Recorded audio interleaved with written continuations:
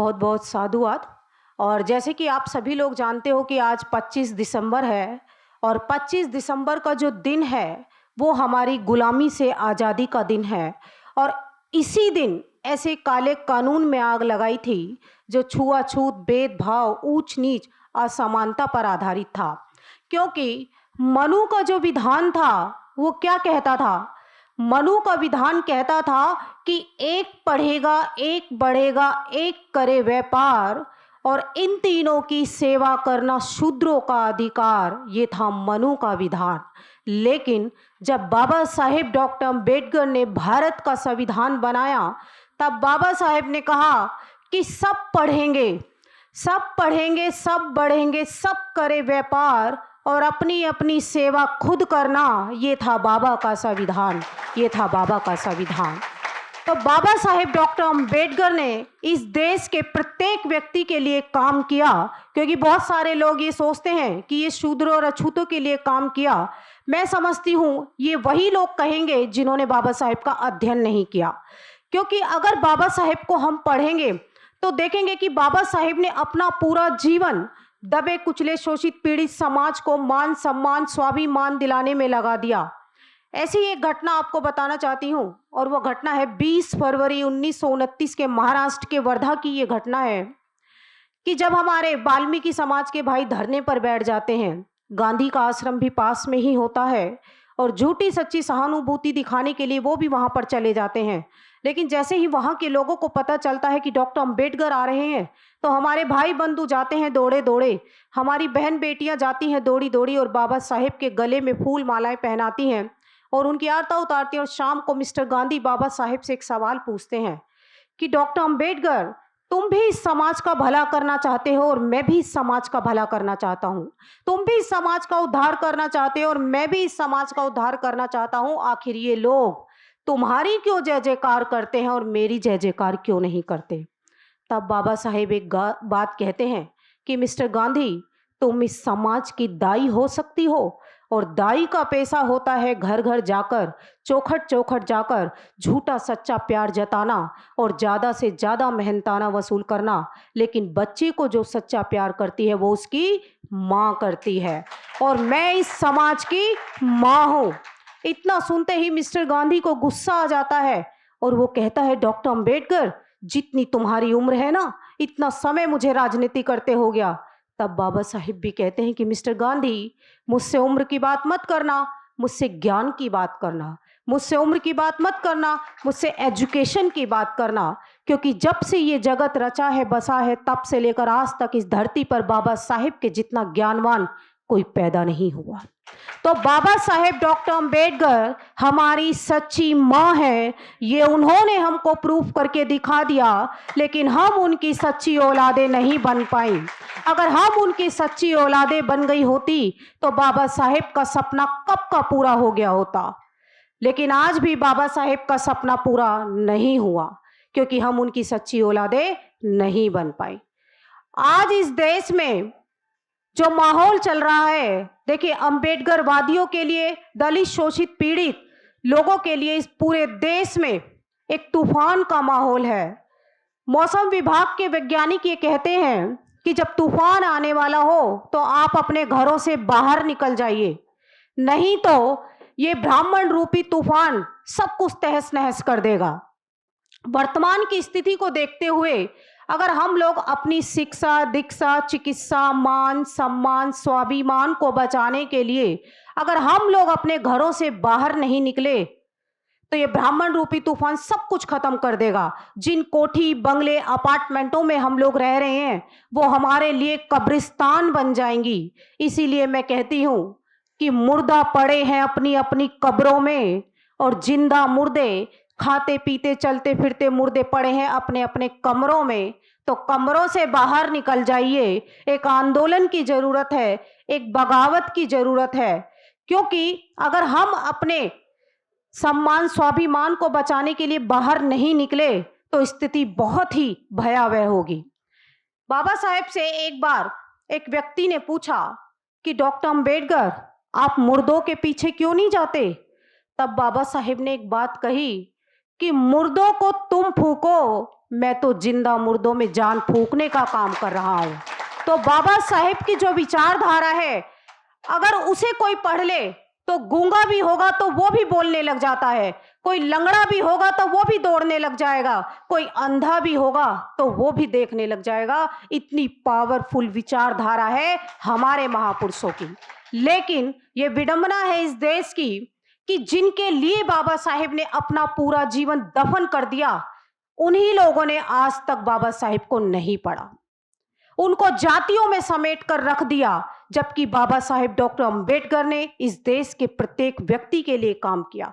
आप संविधान को पढ़िए कि आज इस देश की जो महिलाएं हैं, आप जानते हो कि हमारा जो मिशन मूवमेंट है वो आगे क्यों नहीं बढ़ रहा, बाबा साहेब का सपना वो पूरा क्यों नहीं हो रहा? क्योंकि जब तक इस देश की 50% की आबादी जो महिलाओं की है, जिस दिन वो घर से बाहर निकल जाएगी, उस दिन बदलाव लाने से दुनिया की कोई ताकत रोक नहीं सकती। अभी सर ने बताया कि 10,000 पैम्पलेट उन्होंने बांटी। सोचिए, 10,000 का उनका टारगेट था। क्या यहाँ पर मुझे नहीं लगता 100 लोग भी मुश्किल से इकट्ठा होंगे। तो ये हालात है आज हमारे समाज के। महिलाएं वही कर्मकांड, पूजा पाठ, अंधविश्वास में अपना कीमती समय बर्बाद कर रही हैं, जिनको करने से कुछ नहीं मिलने वाला, सिर्फ समय की बर्बादी है और पैसे की बर्बादी है। अच्छी खासी महिलाएं, मैं अनपढ़ महिलाओं की बात नहीं करती, मैं पढ़ी लिखी महिलाओं की भी अगर बात करूं, क्योंकि हम लोग जाते हैं लोगों के बीच में और वहां पर कैडर करते हैं, तो पढ़ी लिखी महिलाएं भी बाबा साहेब को समझने के लिए तैयार नहीं है, वो आज भी उनको नहीं मानती। तो मैं ऐसी महिलाओं से ये कहना चाहती हूं कि एक बार उठाकर मनुस्मृति पढ़ लेना। अगर आपके रोंगटे ना खड़े हो जाए तो मुझसे बात करना, क्योंकि जिस विधान में महिलाओं को पैर की जूती समझा गया, भोग विलास की वस्तु समझा गया, बच्चा पैदा करने की मशीन समझा गया, महिलाओं की रीढ़ की हड्डी को तोड़कर रख दिया गया, उस मनु के विधान में आज भी महिलाएं उसी ब्राह्मणवादी व्यवस्था को मजबूत करने में लगी हुई है। जिस दिन महिलाएं समझ गई, क्योंकि एक परिवार में अगर एक महिला बदलती है तो समझ लीजिए उसका पूरा परिवार बदल जाता है। अगर महिलाएं अंधविश्वासी, पाखंडवादी रहेंगी तो डेफिनेटली उसका परिवार भी वैसा ही बनेगा। आपको मैं बता दूं, बाबा साहेब डॉक्टर अंबेडकर ने सबसे ज्यादा विश्वास महिलाओं पर किया था और पुरुषों से पहले समझदार उन्होंने महिलाओं को माना। और माना ही नहीं, वो संविधान में भी लिख कर गए कि महिलाएं 18 साल में समझदार होती हैं और पुरुष 21 साल में समझदार होते हैं। हमारी विद्वानता, हमारी क्वालिटी, अगर हमारे ज्ञान को किसी ने समझा तो वो बाबा साहेब डॉक्टर भीमराव अंबेडकर हैं। भारत की प्रत्येक महिला आज खुली हवा में सांस ले रही हैं, आज हर क्षेत्र में आगे बढ़ रही हैं। पल्ले से निकलकर अगर वो पायलट बन रही हैं, हर क्षेत्र में आपको महिलाएं मिल जाएंगी। ये किसी पूजा पाठ की वजह से नहीं, ये किसी तीर्थ यात्रा पे नंगे पैर जाने की वजह से नहीं, ये सिर्फ और सिर्फ बाबा साहेब डॉक्टर अंबेडकर की बदौलत हमको मिला है। बाबा साहेब के 4-4 बच्चे कुर्बान हो गए, उन्होंने अपनी पूरी जवानी की कुर्बानी दी, पूरा जीवन उन्होंने दफन कर दिया हम लोगों के लिए। हमसे कुछ मांगा नहीं था, बिन मांगे ही बाबा साहब हमको सब कुछ देकर चले गए। क्या हमने बाबा साहब से आरक्षण मांगा था? क्या हमने उनसे शिक्षा मांगी थी? हमने उनसे कुछ नहीं मांगा और बिन मांगे ही वो हमको देकर के चले गए। बाबा साहेब ने सिर्फ एक बात कही कि यदि कोई मेरा सच्चा अनुयायी है तो वो 4 लोगों के जीवन में उजाला कर दे, यानी कि उनको उस दलदल से बाहर निकालकर बुद्धिज्म की ओर लेकर के जाए, तो मैं उसका जीवन सफल मानता हूं। और मैं समझती हूं कि ये हर उस जागरूक व्यक्ति की जिम्मेदारी है जो खुद तो समझ जाए, आगे और 4 लोगों को बताने का प्रयास करे। नहीं तो बाबा साहेब के बहुत सारे आपने देखे होंगे जो कहते हैं कि जय भीम, हम अम्बेडकरवादी है, क्योंकि कहने से कोई अम्बेडकरवादी नहीं हो जाता है ना। आपको बहुत सारे ऐसे लोग मिल जाएंगे, क्योंकि अम्बेडकरवादी वही होगा जो बाबा साहेब के विचारों पर खुद तो चलेगा ही, आगे और लोगों को उस रास्ते पर लेकर जाने का प्रयास करेगा। और इसमें जिम्मेदारी हर जागरूक व्यक्ति की है। और मैं तो ये चाहती हूं कि सबसे ज्यादा महिलाएं इस मुहिम में हमारे साथ दे, क्योंकि जब तक महिलाएं आगे नहीं आएंगी, आप देखिए कि कितने सारे पुरुष यहाँ पर मुझे नजर आ रहे हैं। अगर ये पुरुष भी अगर एक एक महिला को अपने साथ लेते तो मुझे लगता है कि हॉल पूरा भर जाता। लेकिन मैं आपको बताना चाहती हूं कि पुरुषों के अम्बेडकरवादी होने से कुछ नहीं होने वाला। भले ही आप कितने भी बदल जाएं और आपकी पत्नी वही पाखंड को ढो रही है, अंधविश्वास को जो है ढो रही है, क्योंकि घर को चलाने वाली जो होती है वो महिला होती है। महिला जैसी होगी वो वैसे ही संस्कार अपने बच्चों को देगी, क्योंकि माता ही बच्चों के भविष्य की निर्माता होती है। माँ चाहे तो अपने बच्चे को डॉक्टर, इंजीनियर, आईएएस, पीसीएस बना दे और माँ चाहे तो अपने बच्चे को चोर डाकू बना दे। ये माँ के हाथ में होता है। लेकिन अगर महिलाएं ही नहीं बाहर निकलेंगी तो उनको कैसे महापुरुषों की विचारधारा के बारे में पता होगा? कैसे वो जान पाएंगी कि आज अगर हर चौराहे पे डॉक्टर अंबेडकर की स्टैचू लगी है तो वो क्यों लगी है? ऐसा डॉक्टर अंबेडकर ने क्या कर दिया? भारत की बात नहीं, पूरी दुनिया में अगर सबसे ज्यादा स्टैचू है तो वो तथागत बुद्ध और बाबा साहिब डॉक्टर अंबेडकर के हैं। उनको कैसे पता चलेगा अगर हम उन्हें अंधविश्वासी और पाखंडवादी उनको बनाएंगे? क्योंकि इस देश में बिना महिलाओं के बदलाव नहीं हो सकता। महिलाओं को आगे आना होगा और उन्हें अपनी जिम्मेदारी को समझना होगा, क्योंकि सबसे ज्यादा काम बाबा साहेब डॉक्टर अंबेडकर ने इस भारत की महिलाओं के लिए किया है। संविधान उठाकर आप पढ़ लीजिए, पुरुषों के जितने महिलाओं को अधिकार मिले हैं पढ़ने के, लिखने के, नौकरी करने के, हर क्षेत्र में आगे बढ़ने के, और उसके साथ साथ बाबा साहेब ने हम महिलाओं को दिया Hindu code bill. Hindu code bill में जब देखिए ये जो तमाम अधिकार हम लोगों को मिले हैं वो ऐसी नहीं मिल गए हैं, बहुत संघर्ष करके बाबा साहेब ने हमको ये अधिकार दिलाए हैं। लेकिन आज हमको इनकी कीमत नहीं पता। कीमत इसीलिए नहीं पता क्योंकि फ्री में मिल गए। हमने तो अपने बच्चों की नहीं जाने गंवाई, हमने तो कोई अपने चोट जो है दूसरों से नहीं लगवाई, तो ये हमको फ्री में सब कुछ मिल गया है। तो महिलाओं के लिए बहुत काम बाबा साहेब ने किया। अगर मैं हिंदू कोड बिल पर थोड़ी सी चर्चा करना चाहूँ कि महिलाओं को तलाक का अधिकार बाबा साहेब ने दिलवाया। जिन महिलाओं के पति उनको मारते थे, उनको तंग रखते थे, ऐसी महिलाएं अत्याचारी पति से छुटकारा ले सकती है। दूसरी, शादी करने का अधिकार बाबा साहेब ने दिलवाया कि पहले क्या होता था, छोटी छोटी उम्र की शादी बड़े बड़े उम्र के आदमियों से कर दी जाती थी, और जब वो मर जाते थे तो समाज में उन विधवा महिलाओं की बहुत दुर्गति होती थी। लेकिन बाबा साहेब ने यह प्रावधान रखा कि वो महिलाएं दूसरी शादी कर सकती है। तीसरा अधिकार था पिता की संपत्ति में अधिकार। पहले ना महिलाओं को मायके में कोई हिस्सा मिलता था, ना ससुराल में कोई हिस्सा मिलता था, लेकिन बाबा साहेब ऐसी व्यवस्था करके गए कि आपको ससुराल में तो हिस्सा मिलेगा ही, उसके साथ साथ आपको आपके मायके में भी मिलेगा। अगर 2 भाई आपके हैं तो उसमें तीसरा हिस्सा आपका होगा। और चौथा अधिकार बाबा साहेब ने दिलाया बच्चा गोद लेने का अधिकार। जिन महिलाओं के बच्चा नहीं होता वो कानूनी रूप से बच्चे को गोद ले सकती हैं। जब ये मांगे, देखिए बाबा साहेब ने जब संसद में रखी तो सभी मनुवादियों के पैरों के नीचे से जमीन निकल गई। और जमीन निकली क्यों? कि एक अछूत उनके धर्म शास्त्रों में अगर दखल अंदाजी करे तो क्या उसको बर्दाश्त कर पाएंगे? उसको बर्दाश्त नहीं कर पाएंगे। जगह जगह बाबा साहेब का विरोध किया गया, आंदोलन किए गए, नारेबाजी की गई, लेकिन बाबा साहेब तो बाबा साहेब थे। वो डरने वाले नहीं थे, क्योंकि वो महिलाओं की स्थिति को देख चुके थे, उनके दर्द, उनके दुख, उनकी तकलीफों को महसूस कर चुके थे। और महसूस ही नहीं किया, संविधान और हिंदू कोड बिल के माध्यम से वो तमाम दुख हमारे दूर करके चले गए जो मनु के विधान में हम महिलाओं को दिए गए थे। जब इसका विरोध हुआ तो एक गुप्त मीटिंग रखी गई कि भैया इसका तो हल नहीं निकल पा रहा, तो एक मीटिंग रखते हैं और जो उसमें सोल्यूशन होगा वही माना जाएगा। जिसमें बड़े बड़े धन्ना सेठ, टाटा, बिरला, डालमिया जैसे, और उसमें आए साधु संत शंकराचार्य, और उसमें आई एक दुर्गाबाई नाम की एडवोकेट महिला। जब सभी लोगों ने अपनी अपनी बातों को रखा, किसी ने कहा कि मेरे घर में अगर बेटी पैदा हो गई तो मैं बेटियों के पैदा होते ही मार दूंगा। किसी ने कहा कि हम अपनी जायदाद में से, जमीन में से बेटियों को हिस्सा नहीं देंगे। किसी ने कुछ कहा, किसी ने कुछ कहा। जब आखिर में दुर्गाबाई नाम की एडवोकेट एक महिला भी उस मीटिंग में शामिल हुई थी, जब वो वहां पर आई तो वो अपनी दलीलों से, यानी वो कहती है कि तुम हिंदू अपनी मानसिकता को कब सुधारोगे? क्या तुम ये चाहते हो कि जिस तरीके से राम ने अपनी गर्भवती पत्नी को छोड़ दिया जंगल में दर दर भटकने के लिए, हमारी भी स्थिति वैसी हो? क्या तुम ये चाहते हो कि जिस तरीके से द्रौपदी के 5-5 पति हो, हमारी भी ऐसी स्थिति हो?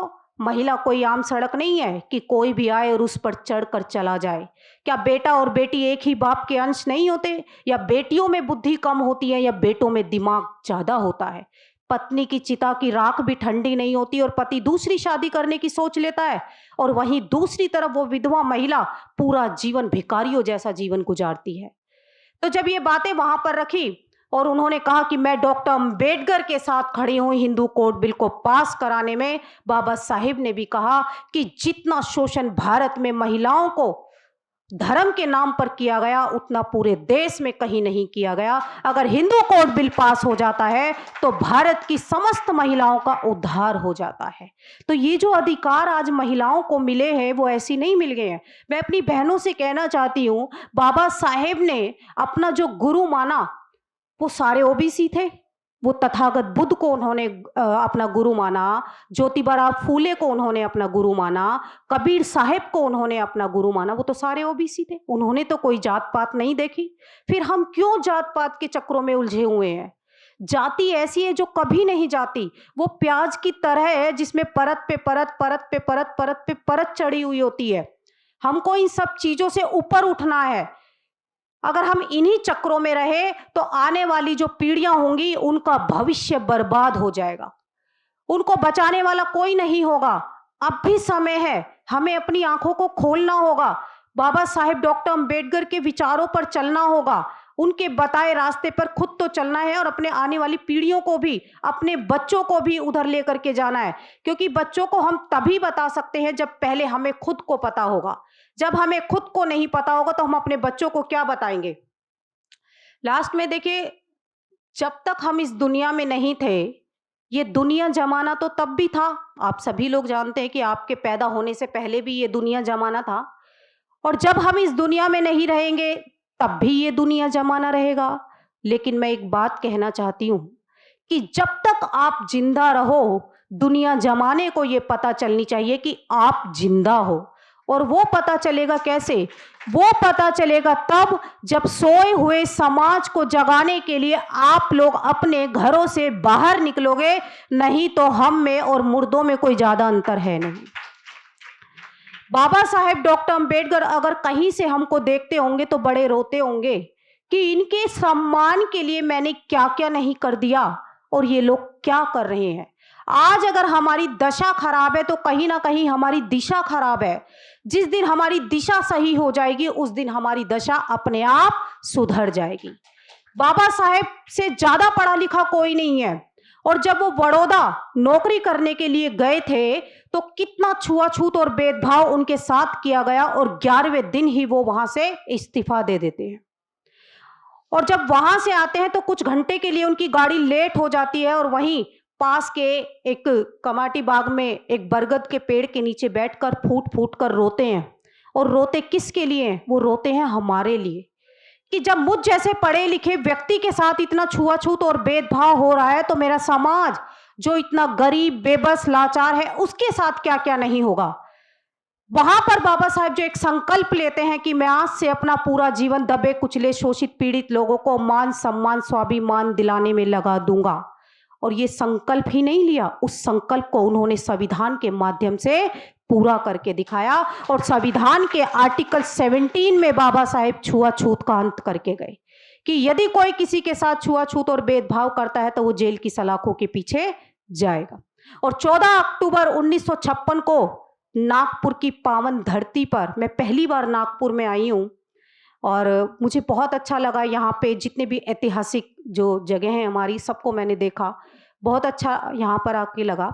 और 14 अक्टूबर 1956 को बाबा साहेब ने नागपुर की पावन धरती पर 10 लाख लोगों के साथ बौद्ध धर्म उन्होंने ग्रहण किया। और जब तक देखिए 14 अक्टूबर को उन्होंने धम्म दीक्षा ली, 15 अक्टूबर को उन्होंने धम्म दीक्षा दी, और 16 अक्टूबर 1956 को महाराष्ट्र के चंद्रपुर में उन्होंने 2.5 लाख लोगों को दीक्षा दी। और इसी तरीके का एक प्रोग्राम 16 दिसंबर 1956 को मुंबई में होने वाला था, लेकिन उससे पहले ही बाबा साहेब हम लोगों को रोता बिलखता हुआ इस दुनिया से छोड़कर चले गए। तो बाबा साहेब ने बहुत कुछ हमारे लिए किया है, बस हमें उसे पढ़ने की जरूरत है। हमें उधर उधर भागने की जरूरत नहीं है। हमें नया कुछ सोचने की ज़रूरत नहीं है, नया खोजने की ज़रूरत नहीं है। बस जो रास्ता हमारे महापुरुषों ने हमें दिखाया है, उस रास्ते पर चलने की ज़रूरत है। आखिर में एक घटना बताना चाहती हूँ, और ये बात जिंदों की समझ में आएगी, मुर्दों की मैं बात नहीं करती। ये घटना है 25 नवंबर 1956 की ये घटना है, और बनारस हिंदू यूनिवर्सिटी में ये बाबा साहिब की इस दुनिया से जाने से पहले आखिरी स्पीच होती है। वहां पर बहुत सारे लोग होते हैं, और वहां पर बाबा साहेब उन लोगों से कुछ क्वेश्चन करते हैं कि नौजवानों, आप मुझे ये बताइए कि आपको शिक्षा, दीक्षा, चिकित्सा संविधान से मिलेगी या हिंदू धर्म शास्त्रों से? तो वहां पर बैठे हुए लाखों लोगों ने कहा कि बाबा साहेब ये हमें संविधान से मिलेगी। दूसरा सवाल बाबा साहेब ने कहा कि महिलाओं को हक, अधिकार, नौकरी, उनको हर चीज की सुविधा संविधान से मिलेगी या हिंदू धर्म शास्त्रों से? तब वहां पर लोगों ने कहा कि बाबा साहेब ये तो हमको संविधान से मिलेगी। तब बाबा साहेब ने तीसरा सवाल किया कि तुम्हें डॉक्टर, इंजीनियर, आईएएस, पीसीएस, अफसर, अधिकारी संविधान से मिलेंगे या हिंदू धर्म शास्त्रों से? तो वहां पर फिर लोगों ने कहा कि बाबा साहेब ये हमें संविधान से मिलेंगे। तब बाबा साहेब ने कहा कि जिस तरीके से अंधेरा और उजाला एक साथ नहीं रह सकता, जिस तरीके से सांप और नेवला एक साथ नहीं रह सकता, उसी तरीके से संविधान और धर्मशास्त्र एक साथ नहीं रह सकते। अगर तुम्हें ये सारी चीजें, तो तुम्हें धर्मशास्त्रों को नष्ट करना ही होगा। मात्र दुनिया से जाने से 10-11 दिन पहले भी वो हमें चेतावनी दे करके गए। पूरा जीवन तो वो हमें बताते रहे, समझाते रहे, और जाने से पहले भी वो हमें बता करके गए कि हमारे लिए रास्ता कौन सा सही है। लेकिन हमने उनकी बातों को अनसुना कर दिया, और नतीजा भुगत रहे हैं ना, कि आज भी हमारे समाज के ऊपर कितना शोषण होता है, कितना अत्याचार होता है। हमारी बहन बेटियों की इज्जत की कोई कीमत नहीं। हर 3-4 मिनट में एक बलात्कार होता है। न्याय मिलना तो दूर की बात है, एफआईआर तक नहीं लिखी जाती। सोचिए, संविधान है तो ये हालात हैं, और सोचो जब संविधान नहीं था तो क्या हालात हमारे लोगों के रहे होंगे। क्योंकि मैं जब मनुस्मृति को पढ़ती हूँ तो मेरे रोंगटे खड़े हो जाते हैं, और मैं सोचती हूँ कि वो समय अगर इमेजिन करें तो कैसे हमारे लोगों ने वो समय देखा होगा, वो कैसे समय उन्होंने काटा होगा। गले में हांडी, कमर पर झाड़ू, महिलाओं को ऊपर का हिस्सा ढकने की आज़ादी नहीं थी, फटे चीथड़े हमारे लोग पहनते थे, गंदी बस्तियों में रहते थे, मरे हुए जानवर का मांस खाते थे। एक तरफ से कुत्ता उसे खींच रहा है और एक तरफ से इंसान उसको खींच रहा है। सोचिए, ऐसी व्यवस्था से जीवन जीने से बाबा साहेब डॉक्टर अम्बेडकर ने हमको बचा लिया।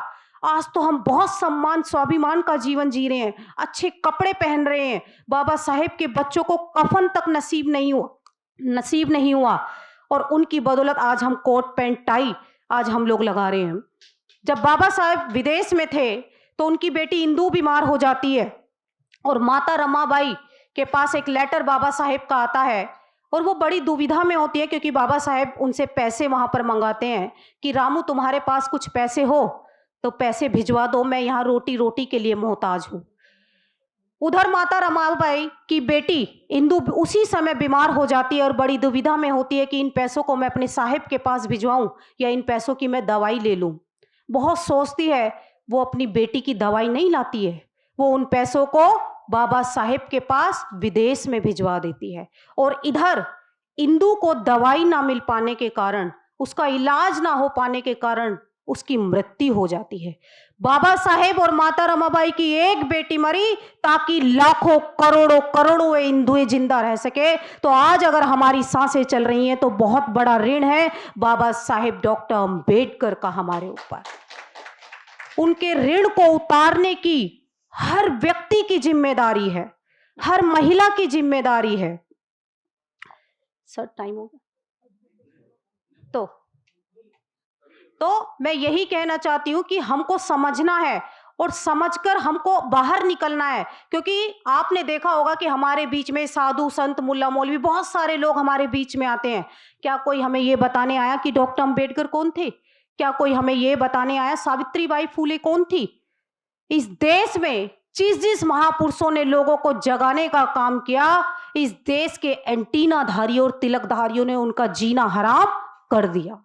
लेकिन फिर भी हमारे महापुरुष आते रहे और लोगों को जगाने का काम करते रहे, क्योंकि हमारे महापुरुषों को पेट की भूख से ज्यादा सम्मान की भूख ने सताया और उस सम्मान को पाने के लिए उन्होंने अपने जान तक की परवाह नहीं की।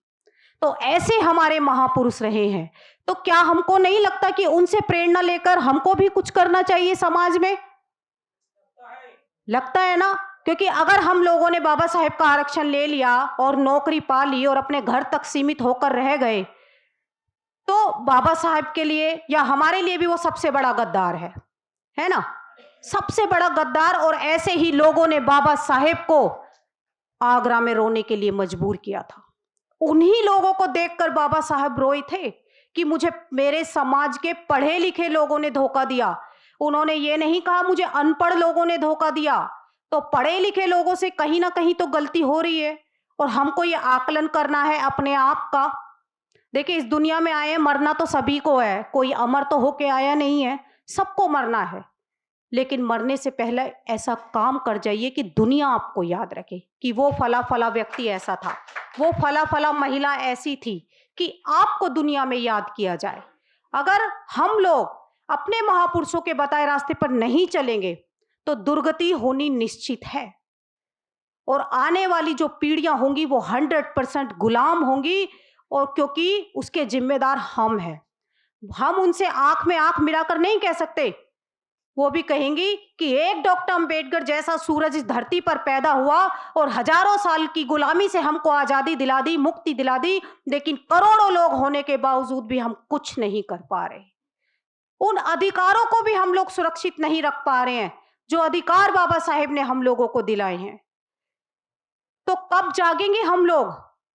बाबा साहेब ने देखिए 17 मार्च 1934 को बाबा साहेब अपने मकानों तक की वसीयत हमारे लिए कर देते हैं, अपने 2 दोस्तों के नाम कर देते हैं और कहते हैं कि यदि आंदोलन चलाने में पैसों की कमी पड़ती है तो मेरे मकानों को बेच देना, लेकिन ये आंदोलन किसी भी कीमत पर रुकने नहीं चाहिए।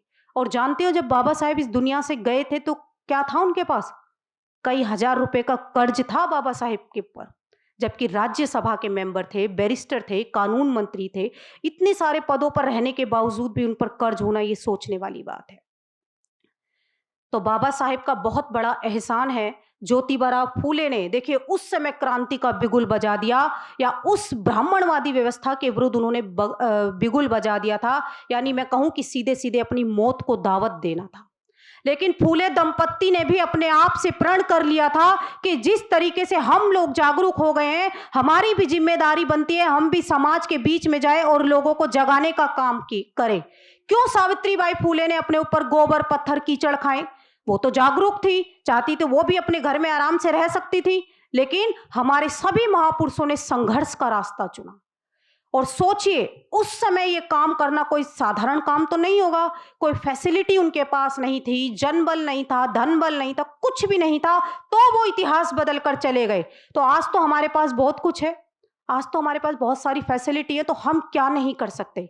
तो हमें अपने आप से एक वादा करना है, हमें अपने आप से ये प्रण लेना है कि मुझे भी इस दुनिया में कुछ करके जाना है, मुझे अपना नाम गद्दारों में शामिल नहीं करना है। हमारे इतने क्रांतिकारी महापुरुष हुए हैं, इस देश की जो पहचान है वो सिर्फ और सिर्फ हमारे महापुरुषों की वजह से है। आपने देखा होगा कि जब मोदी भी यहां से जाता है तो वो कहता है मैं बुद्ध की धरती से आया हूं, वो ये नहीं कहता मैं रामकृष्ण की धरती से आया हूं। तो ऐसा धम्म बाबा साहेब ने हम लोगों को दिया है जो समता, समानता, मैत्री, करुणा पर, जो भाईचारे पर आधारित है। और उन्होंने कहा था कि जो भी इस धम्म में आ जाएगा वो सभी लोग एक समान हो जाएंगे। और सोचिए, सबसे पहले तथागत बुद्ध ही ऐसे महामानव थे जिन्होंने सामाजिक क्रांति का बिगुल बजाया। उन्होंने अपने धम्म में भिक्षुओं को तो जो है भिक्षु बनने की आदेश दिया, उसके साथ साथ महिलाओं को भी उन्होंने ये कहा कि महिलाएं भी भिक्षुणी बन सकती हैं। और तथागत बुद्ध के समय में ही महिलाएं ज्ञान के उच्चतम शिखर पर पहुंच गई थी। ये तो बाद में फिर मनुस्मृति का विधान बना और उसमें महिलाओं के ऊपर बहुत सारी पाबंदी लगा दी गई। शिक्षा से दूर रखकर उनको अज्ञानी बना दिया गया, बंधनों में बांधकर उनको गुलाम बना दिया गया और महिलाएं आज तक बंधनों में बंधी हुई हैं।